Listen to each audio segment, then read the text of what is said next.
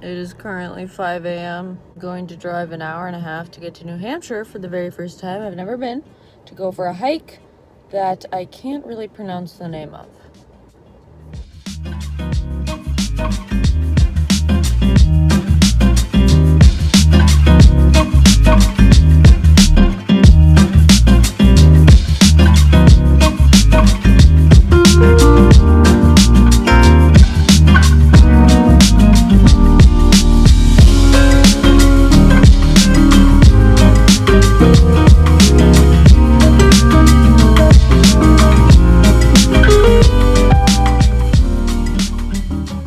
I made it to the trailhead, and as you can see, there's like no one in this parking lot, which I'm really relieved, because all of the reviews I read online about this trailhead was that it's really crowded and it gets really busy. So I'm glad I got here as early as I did. It's like 6:50, and I think I paid my permit. There was like no one at the little booth to get like a parking pass for the day, so I did it all online because there's a little placard with instructions on it. So going to start my hike. I'm very, very tired. I was just thinking that if this was in Colorado, like this parking lot would be packed to the brim. So I'm really excited that it looks like I kind of have the trailhead to myself. And I have missed trees. I forgot how nice it is to always have trees around you and to drive through the forest, as you guys saw that footage as I drove in. So anyway, off on my hike. See how long this takes. I have not seen this type of like landscape or forestry in such a long time. I forgot how absolutely magical it is.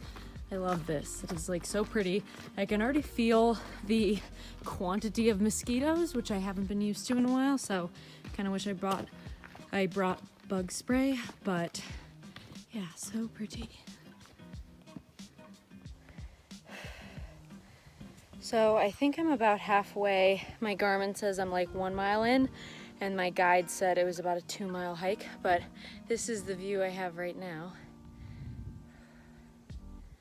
It's beautiful and very hot, very muggy. Still definitely not used to that. I'm used to the dry air of living at altitude at like 5,000 feet. So the mosquitoes and bugs are definitely like a new thing for me. I have to remember how to live around them and have to carry off spray everywhere I go. But yeah, I'm gonna take a couple pictures of this because this is beautiful, even though I don't think this is the top yet.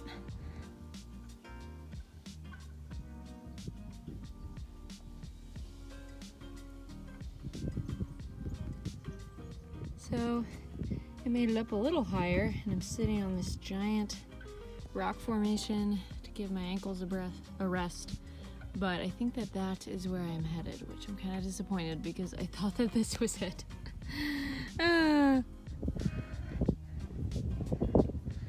Guys, I made it. Woo! Oh man, I was really struggle bussing there for like a mile, so I'm glad I pushed through. It is beautiful up here, and I just took my boots off so that my feet can breathe.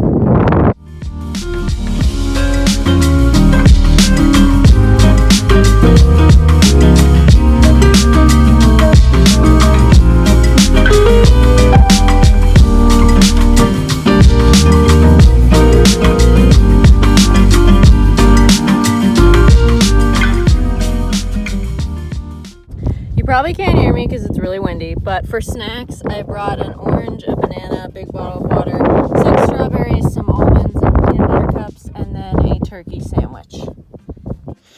Alright, making my way back down the mountain, and I didn't think I would feel this way, but the rock up there is just so exposed in the sunlight, and it's really getting hot, and it's already like kind of, humid here.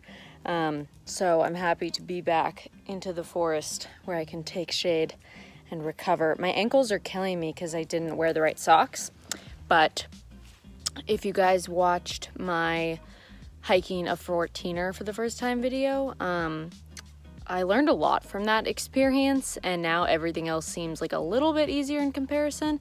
But I brought 1 water bottle, and then I have one in the car, and luckily I'm not too thirsty, but on my way up I was like, dang it, I should have brought both for sure.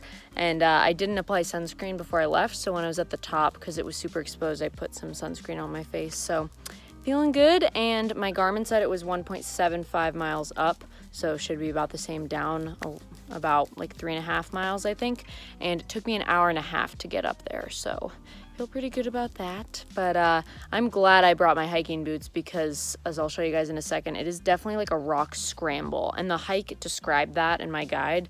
But I am glad I didn't decide to just try to do this with my tennis shoes, because that would have been a mistake. So as you can see, it's just like a bunch of boulders and like that's like the loose trail like going up over there. So definitely glad I have these on, but I wish I had taller socks, which normally I would wear, but I just didn't have any with me. This little guy just scared the crap out of me. I almost stepped on him. Now he's doing something funny with his tongue.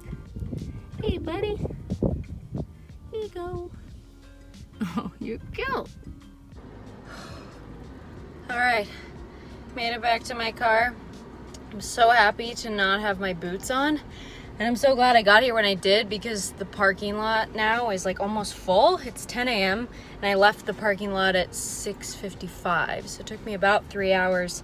And I see what people were saying in the reviews, because I just saw this guy lead like a pack of children up the trail, and I was like, I'm so glad I'm not like in their way or whatever, because obviously like I have a mask with me, but I pass very few people, so I would just like get on the edge of the trail, like turn away and like say hi.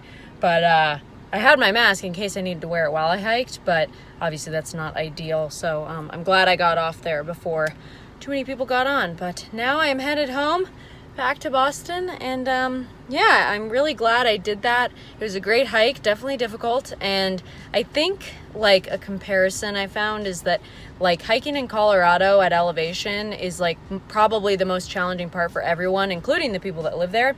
But now that I'm on the East Coast, I'm like, my least favorite part about what I think hiking will be like here is the humidity, because I just like always feel wet and sweaty. And on the way up, it said I burned like 535 calories, which is astounding to me because I feel like I never burn that many in Colorado, and I was just like sweating way more than I think I normally would. So anyway, thank you guys so much for watching. I hope you liked this video. I have like a life update and a room tour I intend to show soon, so stay tuned for that. You should subscribe and follow me on Instagram, and I will see you in my next video. Bye.